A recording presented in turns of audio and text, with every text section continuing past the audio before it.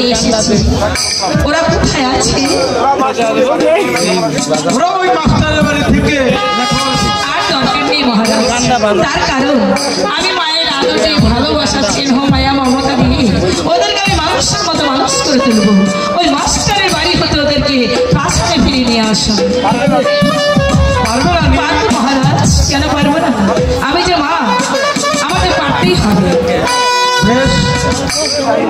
যদি তাই হয়, আমি যতদিন বেঁচে থাকবো এই গানটা তোমাকে আমি আদর ভালোবাসা দিয়ে কাছেই রাখবো। এই কে আছিস? সেনাপতি কি মীর কাসেমকে পাঠিয়ে দে।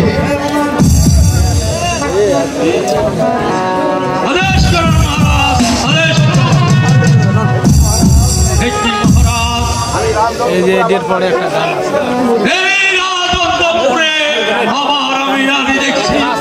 গান 5-6টা ভিডিও মহারানীর প্রতিজ্ঞা ভঙ্গ করে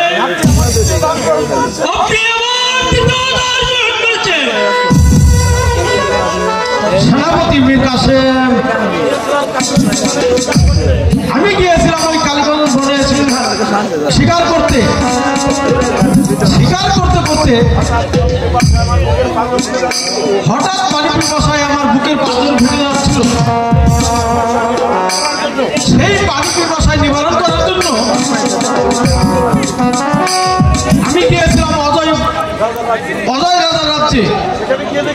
সেখানে গিয়ে দেখি বিরাট এক স্বয়ংবর সভা। ভাগ্যের কি নির্মম পরিহাস,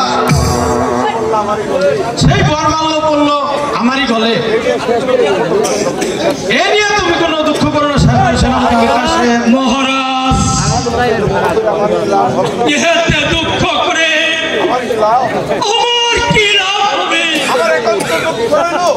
আমার একান্ত দুঃখ রইল। ওই মহারানীর প্রতিজ্ঞায় আমি রক্ষা করতে পারলাম না। যা হবার হয়েছে সেনাপতির কাছে। তোমাকে আমি এই জন্য স্মরণ করেছি যে এই মুহূর্তে মাস্টার বাড়ি থেকে আপন দুলালকে প্রাসাদে নিয়ে আসো। কেন মহারাজ? ওরা তো মাস্টারের বাড়ি থেকে লেখাপড়া শিখেছে। ভাই মীর কাসেম, এতদিন ওদের মা ছিল না। আমি যখন মা হয়ে এসেছি, তাহলে ওদেরকে আমার কাছে নিয়ে আসুন। আমি ওদের মায়ের আদর ভালোবাসা দিয়ে মানুষের মতো মানুষ করে তুলবো।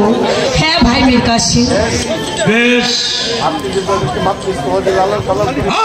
যদি ওদেরকে মাত্র শিশু লালন পালন করে সুশিক্ষায় শিক্ষিত করে ঘরে তুলতে পারে, আমি সেনাপতি মীর কাসেম যতদিন বেঁচে থাকবো আপনার পদাধূলি নিয়ে বেঁচে থাকবো।